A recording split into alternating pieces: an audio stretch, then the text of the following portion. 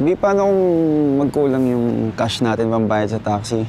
Meron kaya silang panukli sa 100K? Sira. Joke lang to naman. Para kasing nararamdaman ko, kinakabahan ka dyan sa papasukin mo eh. Sino ba namang hindi? Ikaw pa ba, Bin? Ako, kayang-kaya mo yan. Siyempre, wala naman kasi akong choice. Sabagay. Pero grabe ba yung mayayaman, no? Parang wala silang pake kahit iparamdam nila sa'yo na mas mababang uri ka kaysa sa kanila. Mukha namang mabait si Ate Lily. Mukhang mabait. Pero mag-iingat ka. Hindi natin alam. Baka may iba silang plano kaya ka nila sinama dyan sa kumpanya nila, di ba? Kung meron man, hindi ko na problema yun. Tsaka hindi ako makikisaw-saw sa gulo nila, no? Gulo nila, pamilya mo din sila, di ba? Si nanay ang pamilya ko. Tsaka kailangan ko lang talagang bayaran yung utang ko sa kanila. Pagkatapos nun, tatapusin ko ng kaugnayan ko sa mga tsuwa. Putulin ng ugnayan. Sigurado ka ba dyan? B, ayokong gawing Diyos ang pera.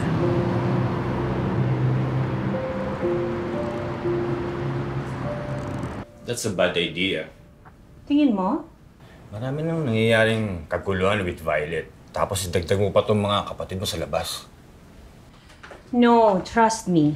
Magkaiba si Dahlia kay Violet. Nasasabi mo yun pagkatapos ko siya makilala ilang araw lang? I just need somebody to trust within the company since matagal na kitang kinukumbinse na tulungan ako. Kasalanan ko pa ngayon, ha? Di naman. Pero kung hindi ikaw, I think si Dahlia makakatulong sa akin. Just be careful, Lily, ha? Yung maliit mong desisyon na yan, mawala lahat ng pinaghirapan mo. Sa tingin mo ba, I'm going to let that happen?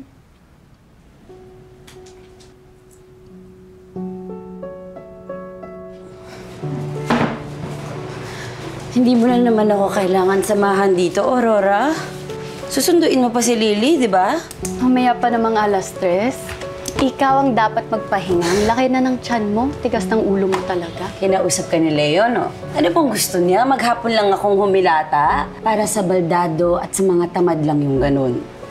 Tsaka mas manghihina ako pag wala akong ginagawa, no? Ako na, Meng. Yung mantika, may nag-order niyan. Kailangan natin ayusin yan ngayon. Sige, ako na. Kunin yan ngayon, ha? Kaya ko na to, Meng. Meng, okay ka lang? Meng, sumandal ka muna. Ano nangyayari sa'yo? Nahihilo lang ako. Hilo lang? Tubig. Huwag ka muna magtrabaho. Ako na dito. Meg! Ano nangyari sa'yo? Sabi ni Aurora, nahilo ka raw. Hindi, nanlabo lang yung mga mata ko ng sandali. Ayos lang ako. Kung patingin na kaya tayo sa Dr. Meng, bukas pumunta na tayo. Leo. Wag na. Marami akong gagawin bukas. At may PTA pa doon sila, Lily. Ako na lang ipupunta doon, ha?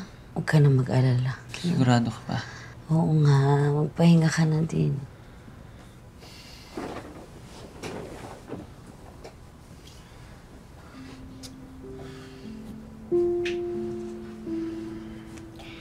Masyadong pahirapan ng mama mo, ha? Hindi masunurin ka sana tulad ni Lily. Pahinga ka na, Meg. Hindi ka na.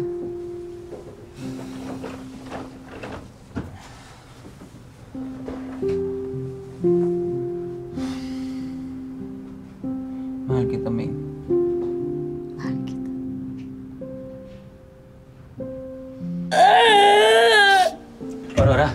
Aurora.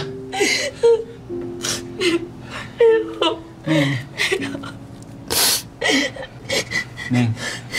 Leo, ipangako mo sa akin. Lahat gagawin mo. Iligtas mo yung anak natin. Ipangako mo. Neng. Ipangako mo. Unahin mo siya. Siya ang unang magiging anak kong lalaki. Ikatutuwa mo yun, di ba? Mas tutuwa ako, Meng, kung sabay tayo. Tatlo tayo alis dito. Meng, umuo ka. Parang awa mo, Meng. Tama lang, Lilia. Alagaan niyo si Lilia. Huwag niyo siya mamamayaan, ha? Huwag niyo mamamayaan yung mga anak ko. Meng, parang awa mo na. Huwag ka para sa akin. Para sa mga anak mo, Meng. Parang awa mo na, Meng. Meng! Meng! Umuho ka! Meng, umuho ka!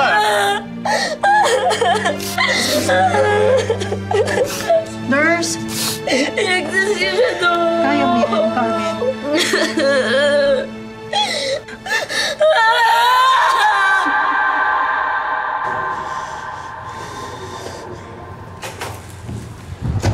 Dok.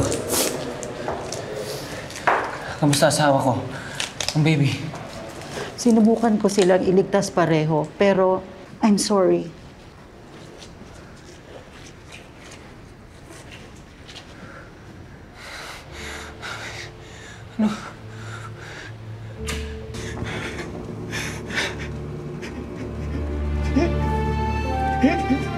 Meng!